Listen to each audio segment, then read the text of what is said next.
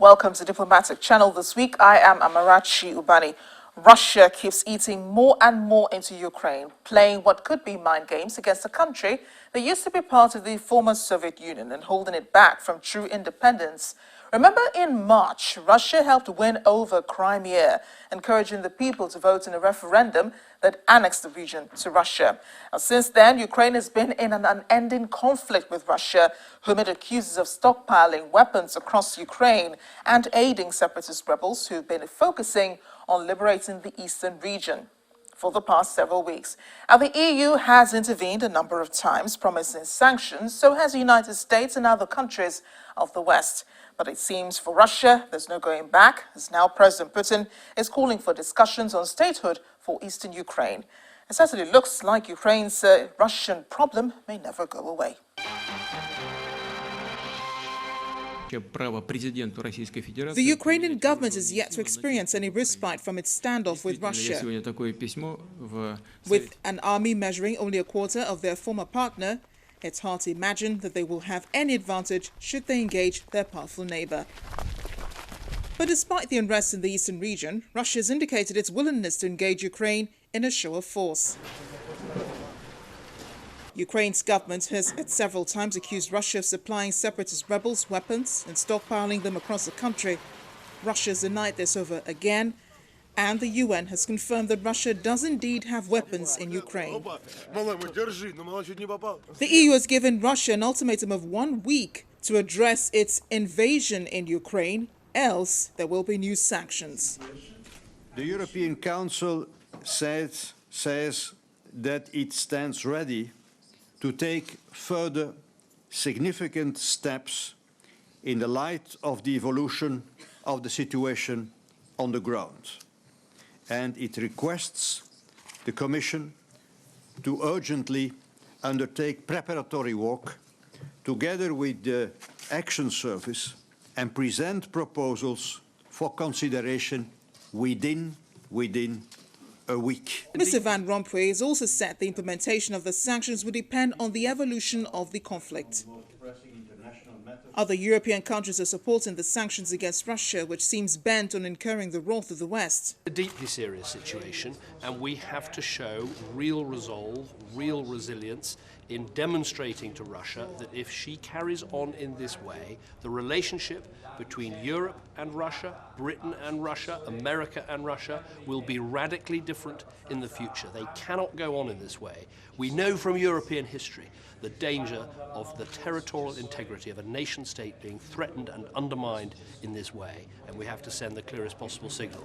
And tonight we have taken some important steps in doing just that. President Vladimir Putin has blamed Ukraine for refusing to enter into direct political talks with eastern Ukrainian separatists. He insists the process of direct talks is an important start to the peace process. But it is not a solution for the Ukrainian president. We are very close to the point of non-return. Point of non-return is full-scale war, which already happened on the territory controlled by separatists, and there, instead of separatists, regular Russian troops. Since their direct talks last week, the situation on the ground has taken a different turn. Rebel forces have moved in on the town of Novozovsk, far southeast of the country. They've even threatened to take over the port city of Mariupol, and many residents have begun digging trenches on the outskirts of the city, preparing to defend themselves. Mariupol was under rebel control in June, and most of its residents have little appetite for further violence, although many remain skeptical about the new Ukrainian government. Though the rest of Europe seems interested, the Russian president insists that the crisis in Ukraine is more of an internal matter and other countries are only meddling.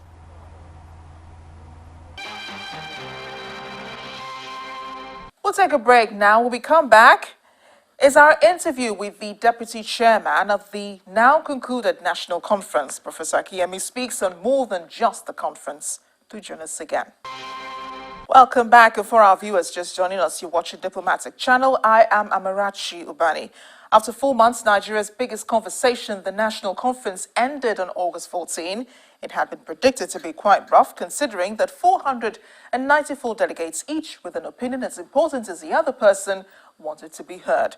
The conference's deputy chairman and former Minister of Foreign Affairs, Professor Bolaji Akinye, talked to me about how delegates unanimously adopted recommendations in the end, proving critics wrong that Nigerians do not want to remain one. He also spoke about security in Nigeria as it relates with the Boko Haram terror organization and the Ebola Virus Disease, as well as what's going on in Syria and in Iraq and how they're all linked together.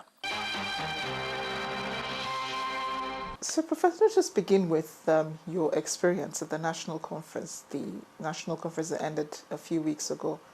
What was it like, you being a former Minister of Foreign Affairs, being in the midst of 492 Nigerians discussing issues that concern this country? A few things that make me happy about the conference. One, nobody believed, at least that was the argument against the national conference, the whole idea of the national conference. Nobody believed that we were capable of holding it without it breaking up or without it leading Nigeria off the cliff. Well, we've held it. Nigeria didn't go off the cliff. We might not have got the best that Nigeria needs. And in politics, in negotiation, you never get the best because you've got to trade off interests. You get the next best. I've told people so many times, when the Sardauna, Chief Awolowo, Balewa, Zikwe signed on to the London agreements that led to our independence, none of them got the totality of what he wanted. But each one of them found in that agreement something that was valuable to him, that he could hold on to, and that could then be built upon. And I think it's the same thing, the outcome of this conference. So what would you say was the biggest challenge for you deputy chairing this conference? The first one that immediately came to mind is the question of religion. This conference was meeting at the time when Boko Haram had come onto the front burner with its religious connotations, especially in the northern part of the country, where Christians felt they were no longer welcomed. Muslims felt that, some of these issues were being exaggerated, yes, Boko Haram was preaching a particular type of ideology, but it was not really Islam, and now it's being used to pillory, Muslims. And we had to address those issues. So we set up a committee on religion. It's one of the 20 committees we set up, made up of, I think, 11 Muslims, 11 Christians. A Roman Catholic bishop as the co-chairman, and a member of the Nigerian Islamic Council as another co-chairman. And of course, everybody said that was going to be the first committee that was going to break up. Well, lo and behold, they came back with a report that was unanimously adopted by the committee. And some of their recommendations included criminalizing hate speeches that, preachers, whether Islamic fundamentalists or Christian fundamentalists, should not be allowed to attack people of other faith under freedom of religion, that we should criminalize it. And how did you get the Northern Caucus to stay back? Because at a point, it seemed like they were threatening to leave. Well, they never said so directly. But at each point in time when we had a crisis, the chairman called in each group to find out exactly what was the problem. Why were they adopting a particular position, and to seek to explain. Take, for example, the question of state constitutions. Now, to a lot of people of your generation, you've never heard of states having constitution because you are all what I will call the military generation. One constitution from the center, everybody right, left, right about, turn kind of thing. To people of my generation, in 1960, when we became independent, each region had its own constitution. Most Nigerians, of course, are quite wary when you say you're holding a conference or you're holding a committee and they stay for a long period of time. At the end of the day, they make recommendations. Many would want to know whether these recommendations will be implemented or how well they'll be implemented or what confidence you have that they will be implemented. My mandate as deputy chairman was to midwife an agreement, and we did.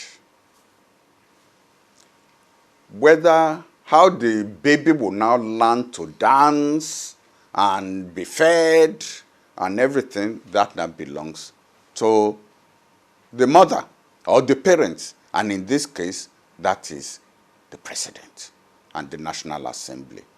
We finished our own mandate, and we were successful, thank God. It's now left to the president and the National Assembly. 494 Nigerians, eminent Nigerians, met for 4 months and came up with a package. All I would like to say to the president and the members of the National Assembly is that package deserves enormous respect. Let's talk about the Ebola virus. Nigeria did not have ZMapp, neither did we have vaccines, neither did we have any trial drugs that we used. How do you see the way the rest of the world has responded to how we have dealt with Ebola virus disease in the country? You know, I took this up with one of your senior colleagues in the media, and he told me, he said, look, there are still 3 different types of media. He said you still have the neo-colonial media.